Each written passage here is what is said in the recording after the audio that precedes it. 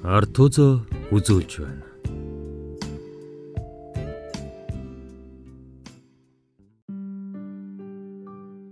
Зуун настай ээж 2 дугаар хэсэг.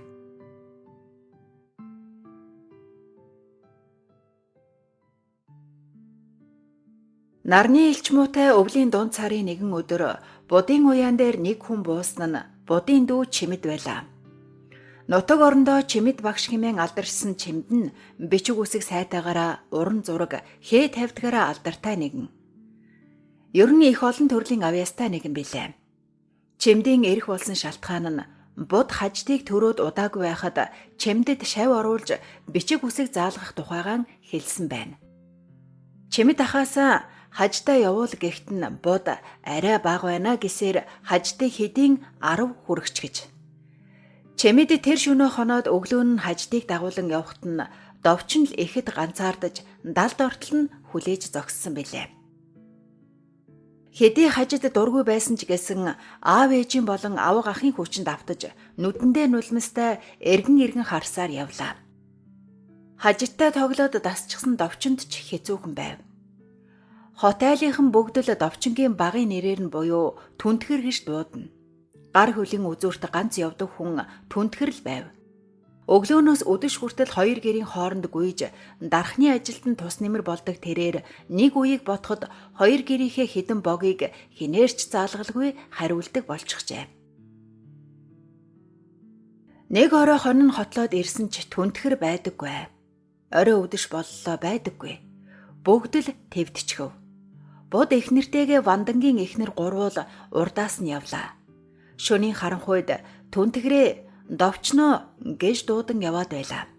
Ямар ч хэл чимээ байхгүй. Будынхтай ойрхон өвлждөг загд хэмээх айлаас сурвал оройхон хониндоо явж харагдсан да. Гэхдээ дүгэр баяны хар бууртай тэмээнүүд танаа хоньны ойрхон харагдсан гэхт нь бүгд айчхав. Дүгэр баяны хар буур гэж ойр тойрны хүм малгүй айлгсан буур байдгийм. Өвлийн өвөлд нутаг нугын улс хэл ам болж байдаг ч дүгэр баян тоодоггүй билээ. Нодны өвөл нутгийн өндөр настан гаваагүй нэг удаа будын дэрж эмээлийн даруулга хийлгээд явахдаа сая замд дүгэр баяны хар бууртай тэмээ байна. Би хаширлаж бүр алсуур тойрч ирлээ. Дүгэр буура хүн амьтан сэлүүд газар явуулахгүй бол хүний амьд хүрч мэднэ. Уур нь хүрсэн буурч заавал нэгнийг эсвэл хүний амьд хүрч байж л амардгийм гэсэн. Бодож чи сонсоо байлгүй. Дээх нь манай энэ хавьд гэсэн байхаа. Нэг буур 2 ч хүний амьд хүрсэн гэдгийг гээд хүүхэд чуухад маланд явуулахдаа мэдээтэй яваарай гэж хэлээрэ. Аль болох хол байсан дээр шүү. Цохиж нүдэх хэрэггүй шүү. Ээж тийшээ тугаат ч хэрэггүй. Өөрөө хөлөөрөө л холдноз гэж байсныг саналаа. Түнтгэр буюу довчин нар доошилж уулын сүүдэр буугаад ирэх үеэр нь хонио гэрлүүгээ айдуулж явтал хонь тархан бэлчиж буй дөрвөлжөөр нь баахан тэмээ цуваад гараад ирэхэд довчин тоосонгүй.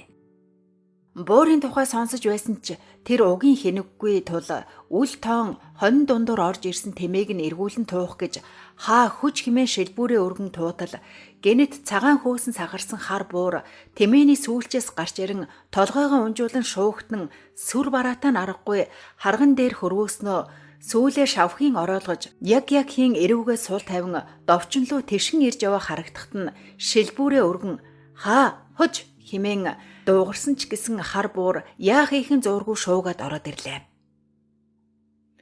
Довчин гинэт сэтгэн буур газрын уруу гүүгээд бултахад биеэ татаж амжилгүй газар руу гүйчихдэг гэж ээжээсээ сонссноо санан газрын уруу гүйснээ ганцхан хажуу тийшээ бултахад хар буур биеэ татаж амжилгүй газрын уруу тийшээ додов. Энэ чөлөөгөр нь довчин ойролцоох цохио руу шалгавхан шиг гүйлээ. Цохионд хүрч амжаагүй байхад нь хар буур араас нь шуугин тишээд ирлээ. Унанг том өхөр чулуун дундуур сүлжин гүйсээр арай хийж нэг өндөр ханан хавцал дээр гарлаа. Хар буур хойноос зүтгэн тэмүүлэхдээ цастай нэг налуу ингэр дээр хальтран гулган буцаж унахтаа 2 том өхөр чулууны дундуур ороод унсан чигээрээ гацчихв. Хаан юу хийж байгаагаа ч мэдхэ байтлаа айсан довчин бүрий болтлоо хадан дээр суулаа.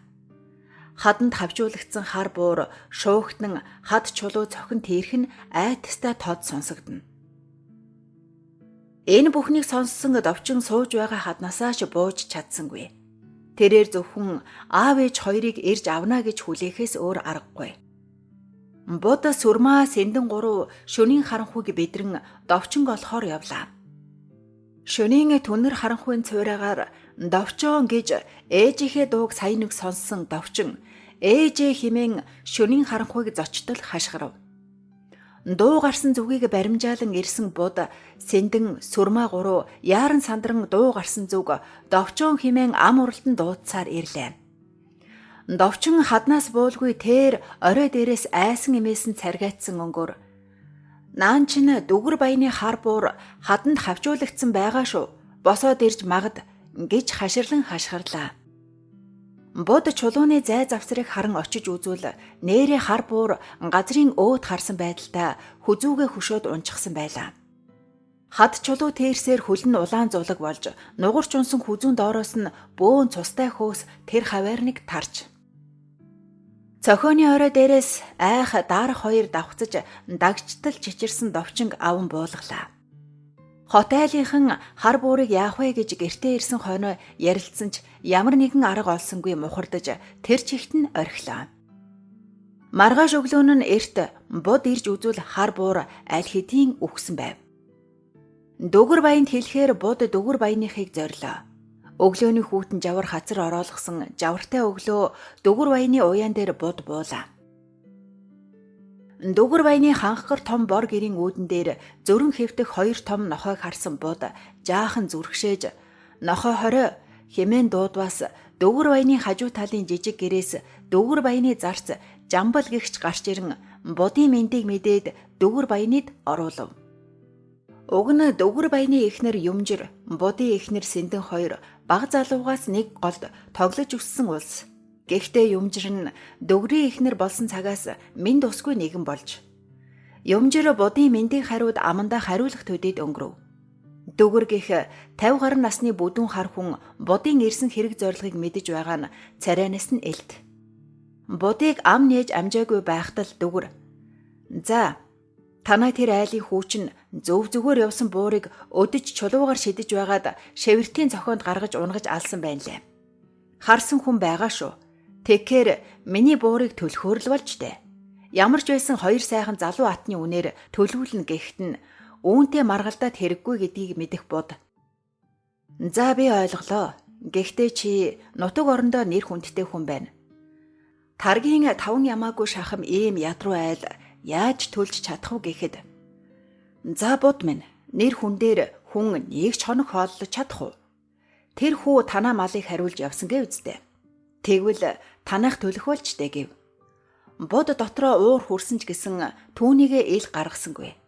Аль болох ээлдэг эвлэг байхыг хичээж. За ойлголоо. Нэг дорын улс байна. Учир нь олдно гэж бодсон нь мөхөс миний алдаа байж гिचгээд босоод гараад явчих уу? Эхнэр Юмжирын дүгэрт хандаж. За чи арай хатуу үн хэлчихв. Уг нь энэ вандангийнхыг аргалж байгаад хэдэн малынхаа цаагуур явуулбал зүгээр байсан юм гэвэл дүгэр ихэд хямсаа дуугарч ядан. Өнгө олондоо чи гэчгээд цаахнаасаа хазаараа аван будын хойноос гараад явлаа. Дүгэр бодол хийлэн уг нь энэ хогтой муудалцаж болохгүй юмсан. Аргалж байгаад хэдэн хатуу идэл хямдхан хийлгэнэ гэж бодсон минь талаар болцохоогүй байгаа. За тэгээд болно үз гэж бодон уяар угаан алхлаа. Будын хаяанд нүүж ирснээр ээр вандангийн амьдрал сайжирчээ. Эхнэр Сүрмаан будын эхнэр Сэндэнд туслан өхөр малыг нь сааж аргал түлшинд хамт яван чадах бүхнээрээ л будынд тусалдаг болов. Нэг л мэтгэд буд дархныг дагаж ойр зургийн дархны ажил хийж сурсны хүчинд ээрүү ванданч гар хоосонгүй гэдгээ л харуулж эмэг бүгж зэрэг энгийн хийцтэй зүйлийг хийчихдэг болов.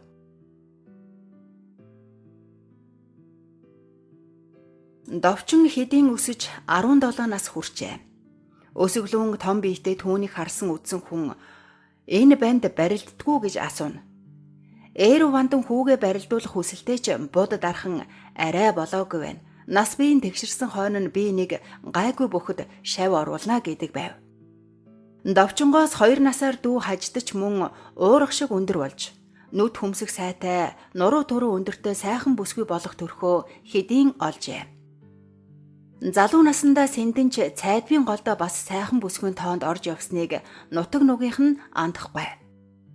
Хорон хүүхдээ нэг нь энэ бууд цайдмын голын сайхан хүүхнийг эхнэрээ болгож аваад цайны чавгант шиг болгож гэж ярьсныг дуулсан ч хэн нь энэ үгэнд гомдсон удаагүй. Яг Сэндэнгийн залуу цагийн төрхийг хажид санагдуулна. Хөөхөн эвлэгхэн дончтоо наргагүй ардын дуу аялждаг, дуунд дуртайг нь хүртэл яг дуурайсан байв. Бод эрдэм номыг эрхэн болгодог дүүгийнхээ үгэнд орж охиндоо дүү чимдээрээ бичиг ном заалгасны хүчинд эрдэмд овоод өртөө болжээ. Нутаг нугын залуучууд нь бод дарахныхаар адуу мал сурах, мөнгөн эдэл хийлгэх нэрээр бууж мортох нь элбэг болов. Угийн өсгөлүүн царай зүс сайтай хаждыг харсан олон залуус эргэлдэгч тэр эс царай өгнө. Бод дархан отхон охиноо гайгүй эрдэм номтой бичгийн хүнд гэргий болгон өгөх сонирхолтой. Өмнөх 2 охиноо хар багаар нь 16-7-той хүний эхнэр болгоод явуулчихсан болохоор эхнэр Сэндэнч отхон охиноо хадамд гарах хараахан болоогүй гэдгийг нэг бус удаа хаждад мөн буддаж сануулад авсан ч будаж Сэндэнч хар багаасаа тоглож өссөн хажид довчин хоёрыг хайр сэтгэлтэй болсон гэдгийг хэнэнч анзаараагүй байлаа. 1920 оны төмөр бичин жилийн өвөл. Цаг төрийн байдал мөн байгаль орон дэлхийн хувьд их хүнд өвөл болох нь тодорхой болов. Улс орон даяар эмх замбраагүй байдал үүсэж, дайны сургийг сонссон будны хот айлынханд энэ мэдээ айдас төрүүлж байв. Будын Вандангийн хоёрынд бууж морцсон хүмүүсийн ярих нь Гамин барон Гойн Баатар цагаантан улаантан зэрэг зөвсөн зүйлийг ярихч хэн нь хэнийхээ эсрэг байлдаад байгааг ч сайн ухаарахгүй л байв. Энэ хэдэн нэрийг л ямар ч байсан мэддэг болоод байв. Ойлынхаа тэнгэрийн өдөр шөнөгүй орох хоёрын хооронд хэрүү байнга нэмсээр адууны хар сагаг далд орох хэмжээний цастай болчихов. Угийн л зуны сарын бороо оройтож, ургасан ногоо нь намрын эрт хүйтрэлд хайруулж амилж чадсангүй хатчихсан тул газрын гарц нь муу, малын аманд орхоос өвс ногоо ургасангүй. Нутаг нугаараа отроор тал тийшээ нүүн талын нэг таран одож, буд дархан 2 хүүтэйгээ хамт довчин дагуулan өвдөг шүргсэн цасан дундуур нэг өглөө эртээ ачаалаад отор хийхээр үйзэн засгийн хошуу руу явхаар шийдлээ. Ээрүү вандан л хэдэн авгаа хүүхдтэй үлдэхээр болж, нүүхийн өглөө тэнгэр хялмаалж цохор будан тэнгэрээс зүгтчгээд холын бараа харагдахгүй байлаа. Хар үүрээр босон ачаалсан бууд довчин Сретер 3 эд ачааллаж байх үеэр будан дундаас өглөөний өнгө муутай нар сая нэг л өндийж байв. Ам хамар сахал өсөн цандсан довчин залуу хүний эд хавийг ч харин харуулж байлаа. Үнэн лавууза бүснээсээ зүүчгээд нэхий дээлийнхээ хормойг шууж энгэрийг задгаалсан түүний толгооноос нь уур савсан хамгийн хүнд ачааг өргөн эцэж цуцгаа үл мэдэн зүтгэн. Ачаа татаж байгаа тэмээний тэн өргөж байгаа нь хурдан шалмаг бэрта байгааг нь харахад довчингийн бэр нь багтаж ядаж байгаа нь ээлтэй. Тэрээр үе үе хулгайнуудаар хаждыг харах бөгөөд хаждыг харах тоолондоо бэр нь бүр илүү амтагдаж тэнгийн ачаатай тэмээгч өргөө шидчмээр санагдах аж. Гагцгүй түүний сэтгэл хаждаасаа хол яаж энэ өвлийн сарыг яаж давна гэсэн бодлол зовооно. Би явахгүй гэж уйлж дуулан аав ээжээсээ гуймаар санагдавч би чинь эр хүн болсон шүү дээ гэх хөөргөн бодлон түүнийг нь нам дарна. Хөөх хэмээн ачаа хөдөлгөн бодыг явхад нь энэ чөлөөнөөр довчин хажид 2 ганц нэг үг солиод авав.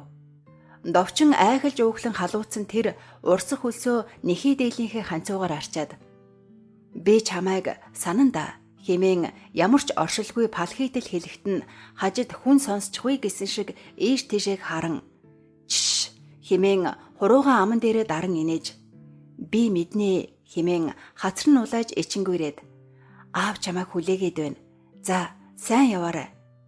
гэж хэлэхэд нь довчин хоргодон ямар нэг юм хэлэх гэж хулгаснаа эргэцэн өөрийг нь тойрох хул мориндоо мордон эргэж харсаар давхиулан одов.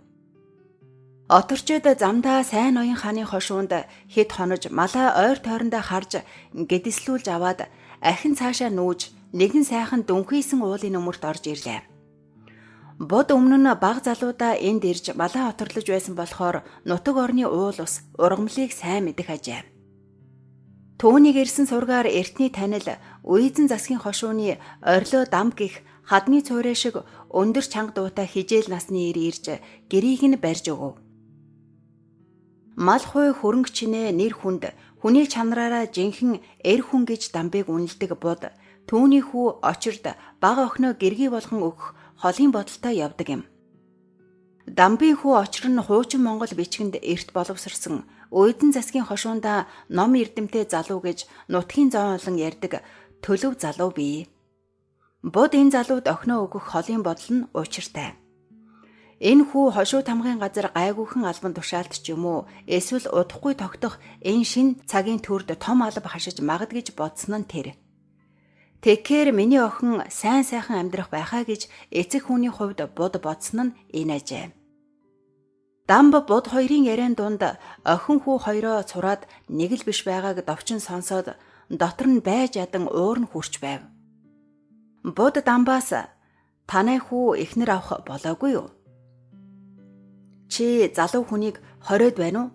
Ингээхэд дамб лоовзон малгайгаа авч үсэнд нь наалцсан цанга ханцуу дээрээ цохиж пад хийтэл нь цохиж унгаагаад будаас үг авах янзтай залжин гурвалжин үдээрээ нэвч иртээд чамайг зөвшөөрвөл танайд хөргөн оруулдаг юм уу гэхэд буд гинэт юу хэлээ гэсэн шиг сөрхий харснаа нам дуугаар миний муу хин зохин айлын хүн болоход арай л эрт байна.